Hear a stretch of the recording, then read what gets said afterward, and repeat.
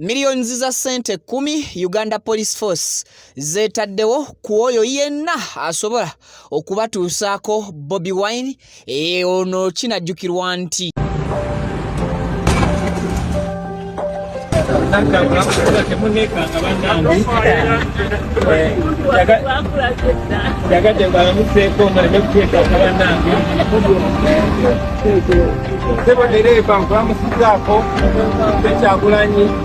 Laiva tonyimiriza wali obusajja okusaawo agagenda bitya natijali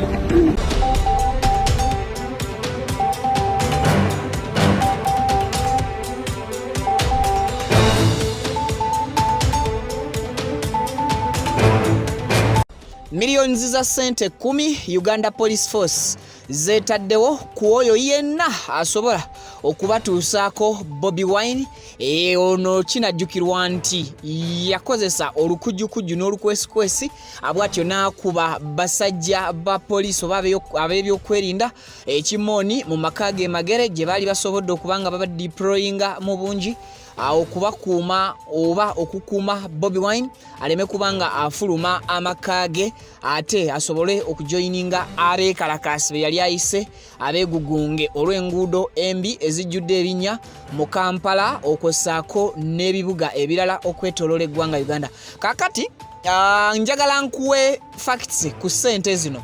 Police evuddeyo ne baako kyeyogera ku nsonga ya millions 10 abantu obedda zibagenda maaso n'okubanga badiscussingako abalala nga bagamba nti ssente zino poliisi zeetadde ku Bobi Wine ntono nnyo nnyini ddala ate abalala nga bagamba nti poliisi ezejjeko enoonye gwezikwasa nga bamwesiga bo bagende maaso n'okubanga babakwasa Bobi Wine yes mu mikono gyabwe.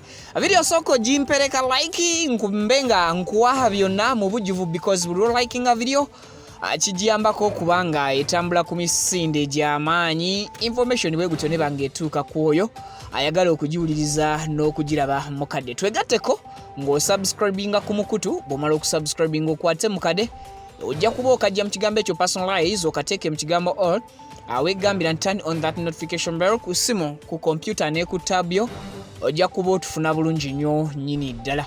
Kakati alina ebizibu ebyenjawulo naawe kansooke nkujjukize Hajimiti mulombi wa dduwa osobola okubanga omwekwata ku namba y'essimu eyo gy'ogenda maaso n'okulaba ku screen.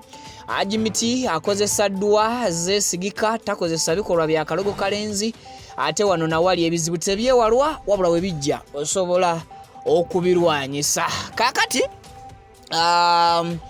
okuvira ddooza ddala ku makya g'olunaku olwaleero poliisi babadde bagimaze okubanga bagitemako omugambo nti Bobi Wine yamutaddeko ssente millions za sente 10 kweyo yenna munnayuganda amukwata n'amubawa oba abasongera wawaali byennaku bisekerwa kino kyaddiridde okubeera nti Bobi Wine poliisi yagenda maaso n'okubanga esindika basajja baayo mu maka ge magere era poliisi mu kusindika basajja baayo tebasobola kukuuma bulungi oba oli awo mu mbeera emu oba mu mbeera endala.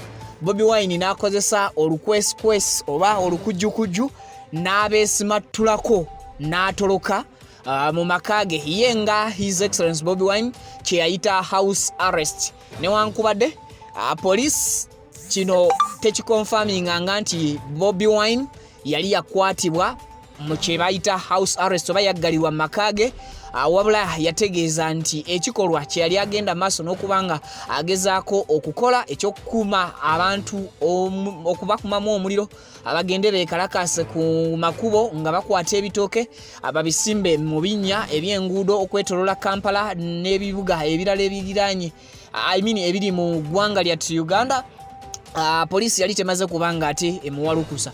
Kakati Uganda Police Force evuddeyo ne banga ate eyita ku mutimbagano mu comment netegeezanga bino bwe biri ebyanjwanjwa byambu tebirina mutwe na magulu ate bo tebannaba kubanga bali rewarding omuntu yenna asobola okubatuusaako Bobi Wine mu mbeera emu oba mu mbeera endala. Ebyo bigenda maaso obubaka bwe nsobola okubanga nfuna essaawa emu emabega Bobi Wine ekifaananyi ekyo kyogenda maaso n'okubanga ate olaba ku screen yo agambye nti naye nga tubayitamu mu magezi afande sirwana naawe nwanirira gwe officer. I'm not fighting you, I'm fighting for you. mu mbeera eyo ino obubaka bwe yagenze maaso n'okubanga ate ateekayo ku mukutu gwe ogwa Facebook okwosaako ne Twitter. Yagambye njogera ku mukulu His Excellency Bobi Wine yagambye nti the coward regime has deployed heavily on all roads leading in and out of Jinja, Iganga and other neighboring districts. Since morning, they have been checking most vehicles using the road, or because they are looking for me.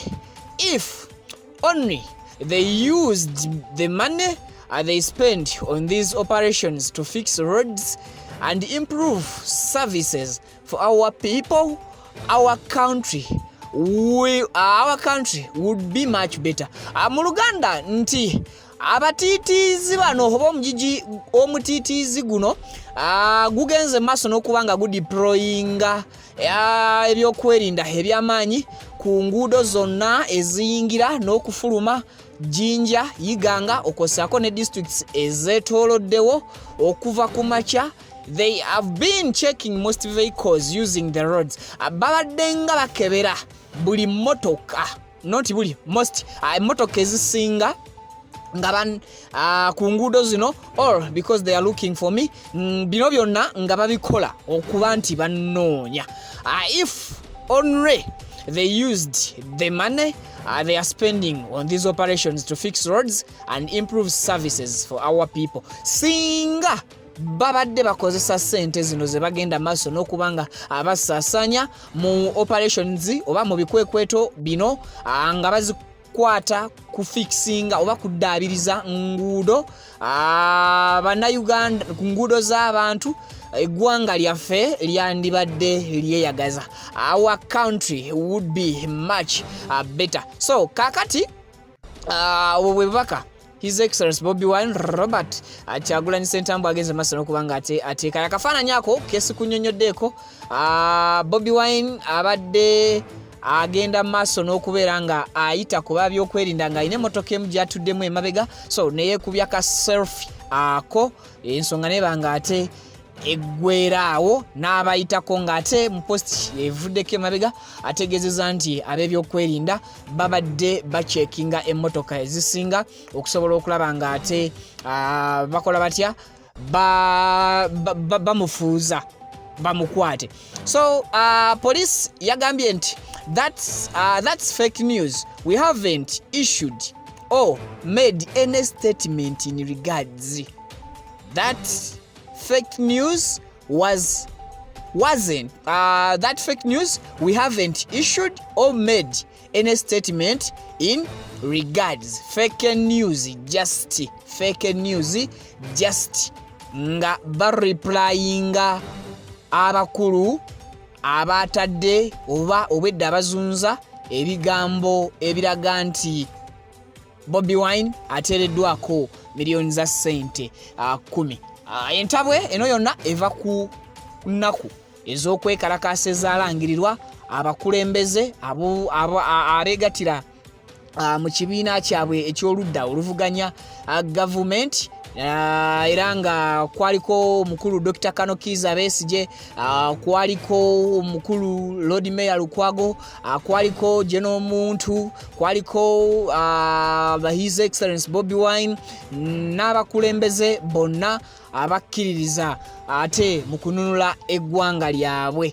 So police bino ebyeganye tennaba kuteekako miliyoni ya ssente n'emu oba yadde ekikumi kya ssente ku mwami Kyagulanyi mbu bamuyigga oba bamukwata. Wabula olwaleero muyiganga wabaddeyo waali wategekebwayo olukuŋŋaana era nga abakulembeze bano bonna nga bwe mbakusomedde abagala okubanga abakulira abali abegatira mu kibiina ekivuganya gavumenti eriko babadde bakutegeka olukuŋŋaana lwabwe olunaku olwaleero. So poliisi yakedde kubanga eyimbula basajja bayo abawanvu n'abampi, era RCC oba RDC wa Yiganga yavuddeyo nabanga ategeeza nti bano tebaafuna bbaluwa ebakkiriza kutegeka lukuŋŋaana luno mu mateeka, era bwetyo ne basaba bapostpondinge olukuŋŋaana lwabwe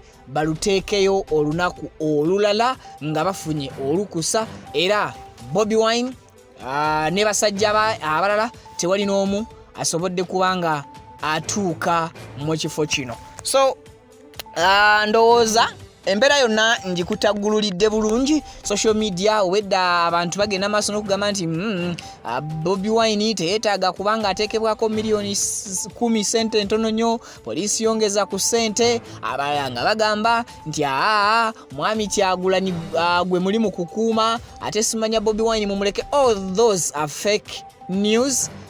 Police bino evuddeyo nebanga ebisambajja, wabula ate ye mwami Kyagulanyi avuddeyo nabanga ategeeza nga police bwe yabadde efuuza obwedda kumpi emmotoka ezisinga ku nguudo eziyingira Jinja ne Yiganga ne districts eziriraanyeewo nga bafeffettaye, naye atera mu mbeera eyo essaawa emu eyiseewo asobodde okukuba akafaananyi ng'ayita kuba ebyokwerinda mu mbeera emu oba mu mbeera endala. Viki exclusive amawulire tugakutuusaako.